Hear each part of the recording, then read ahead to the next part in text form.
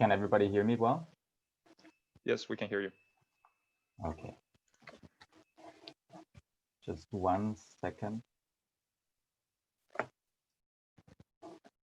Great, okay.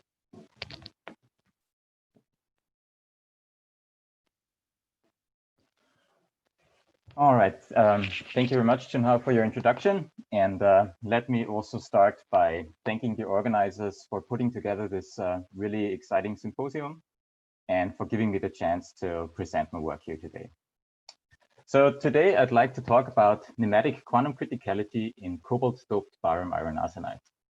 And we studied this through elastocaloric effect measurements, and therefore I would like to spend the first couple of minutes of this presentation to introduce our AC elastocaloric effect technique and some basics on elastocaloric effect.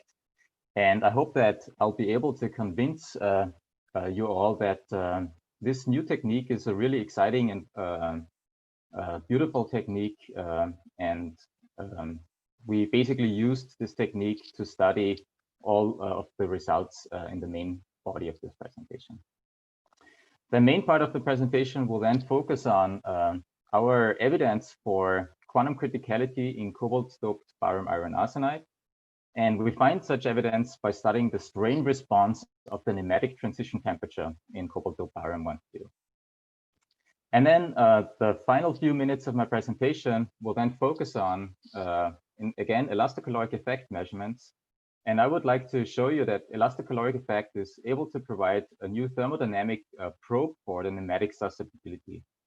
And a couple of take-home messages from my presentation are going to be that AC elastocaloric effect is, as I mentioned before, a quite simple, beautiful, and versatile technique that really calls for widespread application in the field. And then also, as mentioned before, we find evidence for a large regime in the phase diagram for cobalt-doped barium iron arsenide that is governed by nematic quantum critical fluctuations. And then finally, through our elastocaloric effect measurements in the B2G strain channel, we find that the nematoelastic coupling decreases, but the coupling of the nematic degrees of freedom and the charge carriers increase drastically as we increase the cobalt concentration coming from the underdoped side. Before I start my presentation, let me also take a brief moment for acknowledgements. So all the work I present here today was done in Ian Fisher's group at Stanford University. And all the wonderful people I had the pleasure to work with are listed right below here. And out of all these people, I particularly want to point out Kanapat Varasaran, with whom I had the pleasure to work with for many, many years in Ian's laboratory, and I collaborated with him very closely on the quantum critical project I present here today. And of course, I also would like to acknowledge the theory support we got for the work presented here today. And here I would like to mention Steve Kivelson and then Jörg Schmalian and Rafael Fernandez as well. And finally, of course, also our financial support from the Gordon and Betty Moore Foundation, as well as from the US Department of Energy. All right, and with this, I would like to dive into my presentation. And as mentioned before, first, I'd like to talk about AC elastocaloric effect or elastocaloric effect in general. And so elastocaloric effect really is describes any microscopic mechanism that changes entropy with strain, with applied strain. And really, we are therefore looking for any mechanism that shows a ds, the epsilon at constant temperature that's different from 0. One really prominent example is natural rubber. And in natural rubber, there is polymer chains that can align or that will align under tensile strain. And so it's very clear that this reduces the entropy, as shown here in the middle panel. And so we have here a ds, the epsilon at constant temperature that's smaller than 0. Now, if we were to apply tensile strain really quickly, such that no heat can flow into the rubber band or out of the rubber band, then we are in so-called adiabatic conditions. And under adiabatic conditions, the entropy cannot change. So what we have to have is a balancing contribution. And this balancing contribution originates from a temperature change.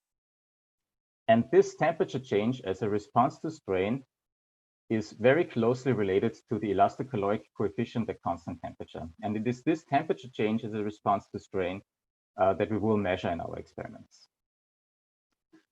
Now let me also explain why the elastocaloric effect shows a feature and under which circumstances the elastocaloric effect shows a feature around continuous phase transitions.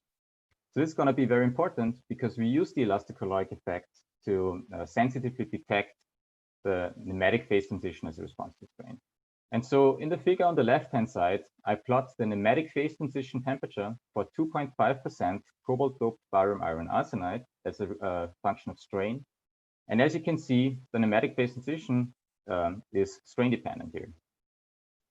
Coming from the disordered phase and going through the phase transition into the ordered phase, of course, we expect an entropy change to occur. And this entropy change must also leave an imprint in the heat capacity over temperature, or in the heat capacity, and that quantity is shown in the figure on the right-hand side. Now, in this particular instance, I have chosen here the sample temperature to be slightly below the phase transition temperature. And so we can now calculate the entropy by just integrating this quantity from 0 up to the sample temperature. And the entropy is going to be corresponding to the colored area here. In this example, if I would now apply tensile strain, then the phase transition would shift to lower temperatures. And therefore, the feature associated with the phase transition and the heat capacity, of course, will also move to lower temperatures, increasing the entropy of the system by the area that's shown in green here. And now an entropy change as a response to strain is, of course, just the essence of elastocaloric effect. And so now we understand why there is elastocaloric effect in the vicinity of continuous phase transitions.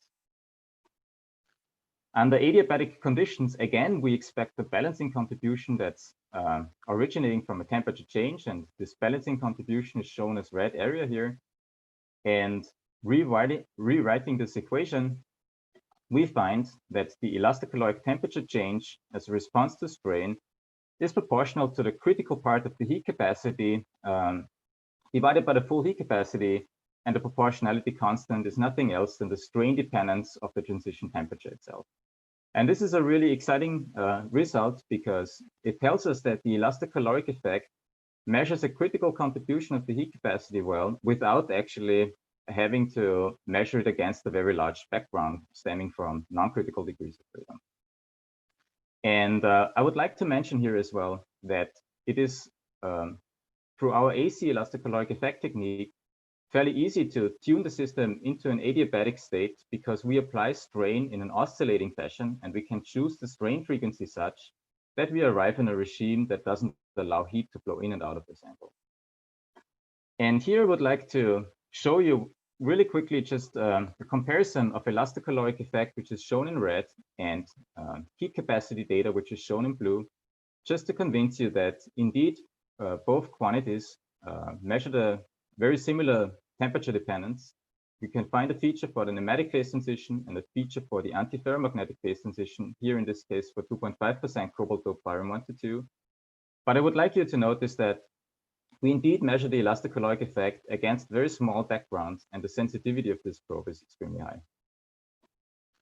And with this, I would like to come to the main part of this presentation, and that's going to be evidence for nematic quantum criticality in cobalt-doped barium iron arsenide.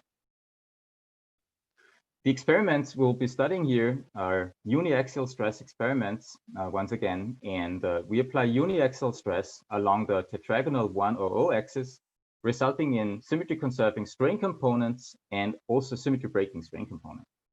Now, the symmetry-conserving strain components couple to all orders to the biquadratic nematic order parameter, and therefore can tune the phase transition temperature to any order. For B1G strains, the situation is a little different. So let me mention here briefly that B1G strains leave the horizontal and vertical mirror planes intact. And so these symmetry elements can still be broken at the nematic phase transition temperature. And it is for that reason that we still expect a true thermodynamic phase transition to occur even under finite B1G strains. But positive and negative B1G strains have to have the same effect on the nematic transition temperature. And so by symmetry, we know that B1G strains can tune the phase transition temperature only quadratically or to any even order. So it is easy to imagine that from just one uniaxial stress experiment, it is impossible to disentangle the effect of symmetry conserving or symmetry breaking strains on the phase transition temperature. However, we can disentangle the effect of each of these strain components if we compare our uniaxial stress experiment to hydrostatic pressure experiments as well.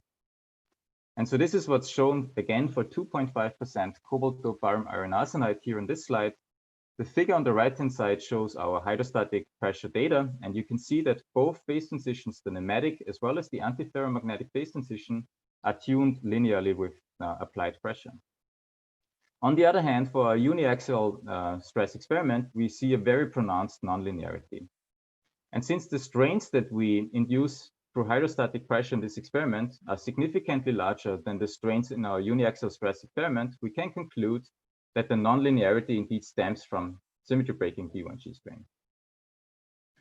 Now, let me mention at this point that while A1G strains only tune parameters in the effective Hamiltonian, B1G strain introduces new operators, and those operators do not commute with the B2G operators.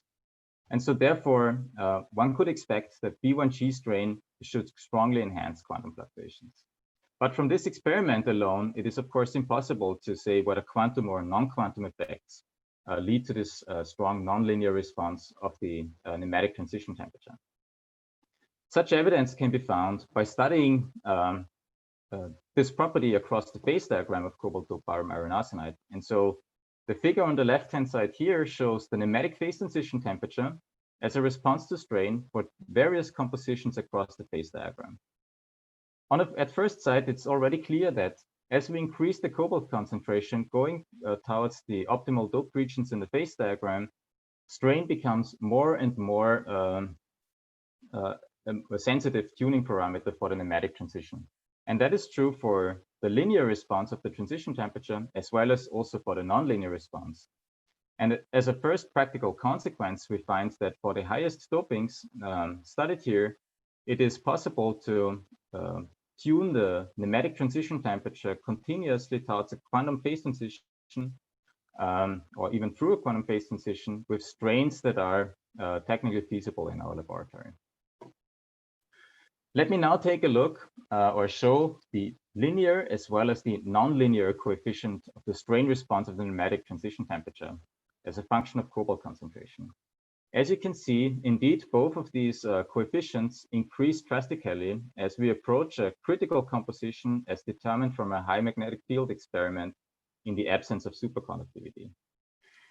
Now, if we were here to approach a quantum critical point, we would expect a particular functional form of these coefficients. And as you can see, however, the data density and error bars do not allow to actually extract this power law from this data.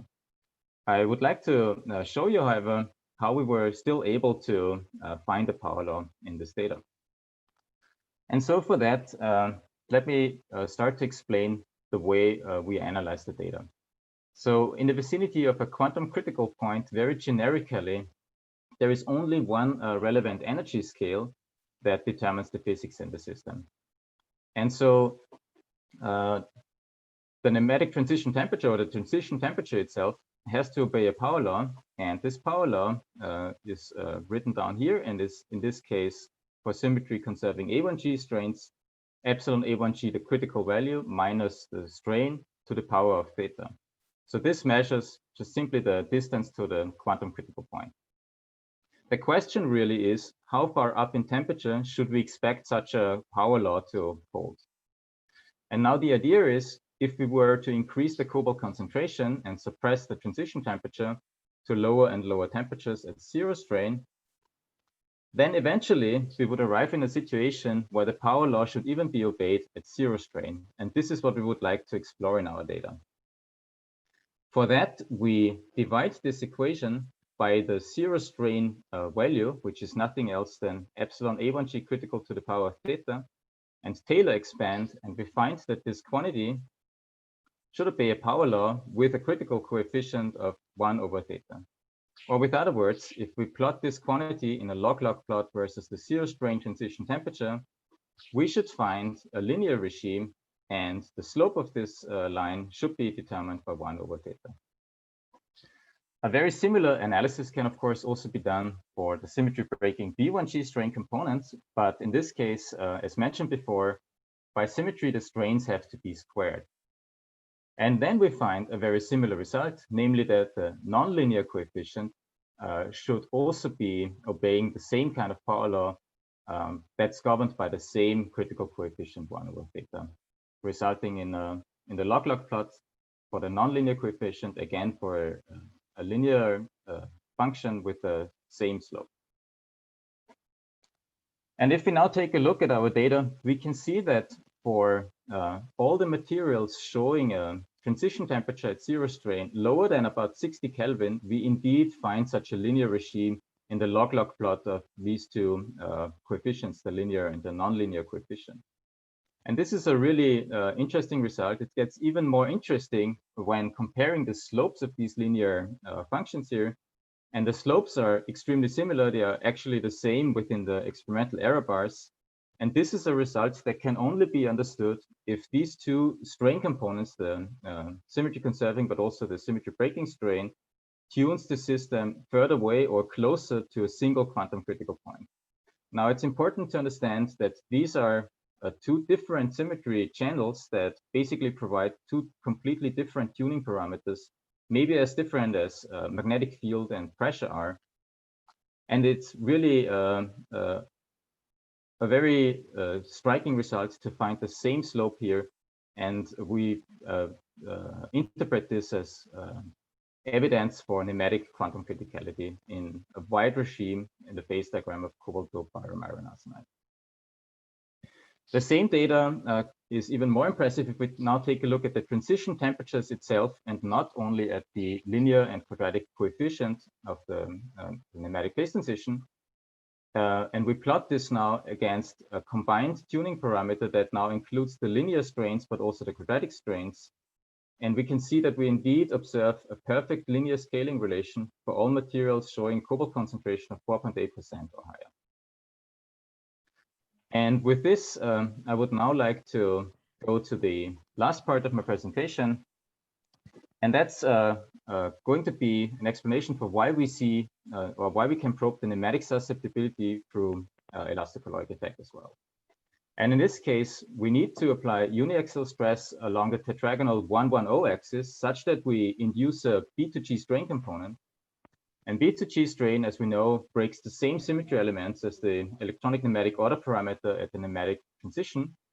And so it is for that reason that through elastonematic coupling, B2G strain actually induces a nematic order.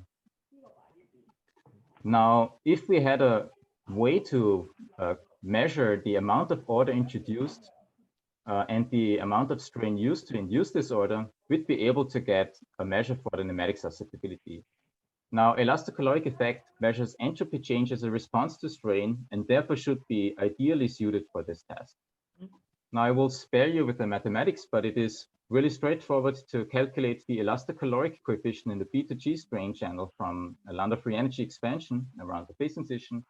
And we find that the elastocaloric effect should now be proportional to dk dt and also to lambda squared, where lambda is the nematoelastic coupling constant, and also to the amount of B2G offset strain we apply. As the temperature dependence is concerned, as long as the nematic susceptibility, and here we see it's the bare nematic susceptibility not renormalized by the lattice, as long as this nematic susceptibility follows Curie-wise temperature dependence, we expect the elastocaloric effect to follow 1 over T minus T star squared. And this is what we observe for parent barium iron arsenide. We can see that we indeed measure elastocaloric effect that is tunable in magnitude, but also the sign can be tuned by the amount of offset strain we apply. And we indeed see a diverging temperature dependence. Now it is possible to extract this coefficient here by taking isotemperature cuts through our data and then just determining the slope as a response to strain. And what we can find is shown in the figure on the right-hand side. We arrive at the black data points, and the red line here are simply a 1 over t minus t star squared fit. So it is obvious from the data that for parent barium iron arsenide, we indeed are in a situation where the nematic susceptibility follows almost perfectly Curie-Weiss temperature dependence. Now, this is something that is of course known for quite a while, for example, from elastic stiffness measurements that were presented by Anna Böhmer and others, but also from elastoresistivity as well. But nevertheless, elastocaloric effect measurements in the symmetry channel are really exciting new techniques, since we can measure this quantity basically in parallel to elastoresistivity on the same sample as well. And we can find some really interesting and cool new results. And this is what I would like to show you on the next slide. So the elastocaloric effect is proportional to dchi dt. For the elastoresistivity, we know that the elastoresistivity should be proportional to the nematic susceptibility, but there's proportionality constants, namely G, which is a coupling constant of nematic degrees of freedom and charge carriers, and also the nematoelastic coupling lambda. And if we now were to compare these two quantities, we find that the elastocaloric effect should be proportional to the temperature derivative of the elastoresistivity only if G and lambda were not temperature dependent or not strongly temperature dependent. And this is what is shown in the figure on the left-hand side for various compositions across the phase diagram of cobalt doped barium 122. So we can see that indeed G and lambda do not exhibit strong temperature dependence in the system. Coming back to the elastocaloric effect, again, we measured as a function of cobalt concentration, and the data is shown here in the figure on the left-hand side. So you can see that the magnitude of the elastocaloric effect indeed drops significantly as we increase the cobalt concentration. And assuming that dchi dt is not strongly composition dependent, and such evidence can be or was provided actually through Raman measurements, we already realize that in this system, the nematoelastic coupling constant must drop down significantly as we approach optimal doped regions in the phase diagram. I would also like to point out that the perfect Curie-Weiss temperature dependence that we observe for low dopings breaks down for dopings above 4% here, or actually 5%. And this doping regime in which we observe strong non-Curie-Weiss like temperature dependence in a nematic susceptibility agrees really well with the regime in which we found strong quantum fluctuations. Let me now come to the last slide and show the same elastocaloric effect data again in a color plot and compare it to a color plot on elastoresistivity, or in this case, actually the temperature derivative of the elastoresistivity. So this plot is something many of you will have seen before and are very familiar with. So it's very interesting to compare these two data sets and realize first that indeed the elastocaloric effect shows the largest values around parent compound, and so small dopings, whereas small values around optimal doped cobalt doped barium 122, but the opposite is the case for elastoresistivity. As I've explained before, if we assume the temperature derivative of the nematic susceptibility to be insensitive to doping, we can now from this data, comparing this data, extract that the nematoelastic coupling drops down by at least a factor of 5 as we approach optimal doped regions. But at the same time, the coupling of the charge carriers and the nematic degrees of freedom increases by an order of magnitude. And let me point out here at the end that this result is also perfectly in line with a recent study on X-ray diffraction and elastoresistivity put forward by Joshua Sanchez and others from Jim Howe's group very recently. And with this, I would like to come to my conclusions and really briefly go through the relevance of our findings. So as was mentioned before, I would like to re-mention it again. in the absence of the coupling of lattice and nematic degrees of freedom, nematic fluctuations are known from theoretical studies to promote superconductivity. But on the other hand, through theory, we also know that coupling to the lattice actually restricts the critical fluctuations. So what we have found is we have found a wide regime governed by quantum critical fluctuations in the system. But we have also found that the coupling of nematic degrees of freedom and the lattice shrinks as we go towards the, or diminishes as we go towards optimal dope regions in the phase diagram. But at the same time, the coupling to the charge carriers increases drastically. And these are all the ingredients needed for nematic fluctuations actually being important for superconductivity. And since I'm out of time, I would now just real quickly leave you with my concluding remarks, and thank you very much for your attention. Thank you, Matthias, for the beautiful talks. Any questions from the audience? So there's a question from Pablo. So, so is the transition, is the Curie-wise temperature that you observe in elastocaloric measurements corresponds? Does it correspond to the actual transition, or is it shifted from the actual transition? So it's again divergence against the bare transition. So it's basically T star, right? So it's not diverging towards TS, but towards the bare transition temperature T star. And in this case, the difference is due to the finite strain being applied, or can you elaborate on that? So the difference is again due to basically to the coupling of the nematoelastic coupling lambda. Basically, this is really what determines the difference between these two temperatures. Mm-hmm. Thank you. Any more questions? Chimel has a questions. Yeah, Matthias, beautiful talk. I wonder, I was wondering whether I can connect this quantity elastocaloric effect with something that has been thought about in sort of the general context of quantum criticality, which is a Gruneisen ratio. Yes. So if the system were responding to hydrostatic pressure, the Gruneisen ratio would, I think this elastocaloric effect, as far as I can see, is precisely the strain tuning, stress tuning analog of the Gruneisen ratio in the case of hydrostatic pressure tuning. So thank you very much for this question. It's a really quick question. In fact, you're perfectly right. So the elastocaloric effect is indeed actually nothing else than exactly a Gruneisen ratio. It's basically just a, as we've seen, it's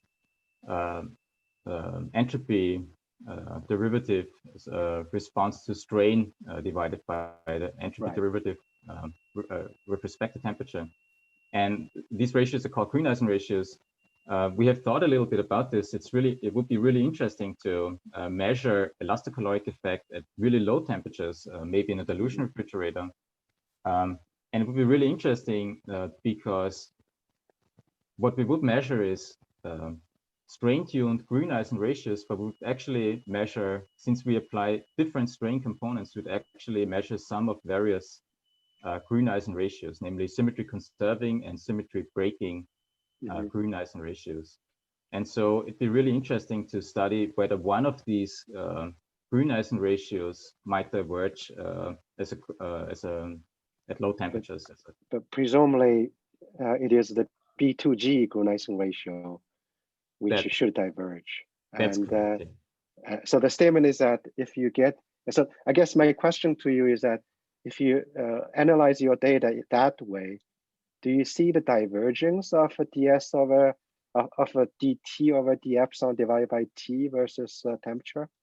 So I think that we should really measure this quantity at lower temperatures in order to for us to study a diverging Grüneisen ratio as a response of the non-thermal tuning parameters. I've actually not really looked into that, but Okay. you're right that one could do that, and one probably should do that, and would be really interesting to do it. Okay, thank you. I have a follow-up question, if I may. May I? Yeah, go ahead. Yes. Yeah, so I had a similar question. Let me phrase it in another way. So you interpret all this evolution, and especially this giant elastocaloric effect in the parent material as an electronic phenomenon. However, it is known that if you, so there are two parts of this question. One, am I right thinking that the parent material is less of a metal than a doped one? And if so, then I might think that in a less of a metal, in an insulator, essentially one would expect in a, there is a class of insulators which we recently called Coulomb floppy networks, to which these materials do belong, because the tetrahedral coordination allows for under constrained positions of some ions. And so in these materials, it is known that there is a lattice structural transition, which is associated with a giant elastostructural effect, elastoentropic effect, if you like. So if, in other words, the second part of my question, would it be then possible for me to think that, in a parent material, it is the lattice contribution that actually is making this giant elastocaloric effect, while as you dope towards more metallic states, the lattice contribution sort of fades away, and you have a decrease of it? Yes, thank you for this question. A very good question. So just to clarify the situation one more time. So what we think we measure in the B2G strain channel actually corresponds to elastocaloric effects that originates really from nematic fluctuations. So it's really nematic fluctuations that cause the elastocaloric effect in the channel. And basically the fits that we apply here corresponding to this formula really originates purely from a derivation from Landau free energy expansion that basically only considers nematic degrees of freedom. So we do not actually consider any other degrees of freedom. We fully neglect the lattice and other degrees of freedom and still arrive at this form of the elastocaloric effect, which describes the data almost perfectly, right? So we are fairly convinced that the data we see in the B2G strain channel originates from nematic degrees of freedom, and in this case, nematic fluctuations above the phase transition. We repeated these experiments as well for the case where we apply the uniaxial stress along the 100 direction, where we are not sensitive to nematic fluctuations. And in this case, we find that, as I've briefly mentioned before, that the elastocaloric effect is mainly sensitive to critical phenomena. We find features around the phase transition temperatures, but the background contribution from lattice degrees of freedom is extremely small. And that's small across the phase diagram. It's in fact significantly smaller than any of the data that is shown on that plot. So it's very unlikely that any of this data here is dominated by response from the lattice. So may just to make it clear, so you are saying that this particular strain affects nematic fluctuations and do not affect the orthorhombic lattice fluctuations that would exist in an insulator in the absence of a nematic of a electronic nematicity. So I guess what I should say is that it is in particular also the temperature dependence of this quantity that, similarly to the elastoresistivity, basically leads us to the conclusion that it is really the nematic fluctuations that determine the response, and not fluctuations from the lattice itself. But experimentally, these are the same, right? I mean, you cannot say that these are the orthorhombic lattice fluctuations that would exist in a in an insulator would not be probed by the same strain. So And by the way, the temperature dependence would be very similar. The temperature dependence would not be similar, because if in an insulator, yes. So it depends. I guess it depends on what the order parameter for the phase transition really is. But if we basically think of the strain to be the primary order parameter for the phase transition, if we probe this by strain itself, then we would expect a flat temperature dependence, not a diverging one, similar to the elastoresitivity as well. Thank you very much. I'm happy to maybe later on Yes, maybe we should discuss more on this. Yeah, I thought the lattice parameter changes is the same similar temperature dependence as the. Anyhow, yeah. Right. So I think we should save this for the open discussions, and thanks Matthias again, and then we should move on. Thank you very much. Thank you, Matthias. So the next talk will be given by Anna Bomer. She's from Karlsruhe Institute of Technology. Okay, good morning, good afternoon, good evening. Let me just present. Okay, does this work? Do you see my presentation? Yes.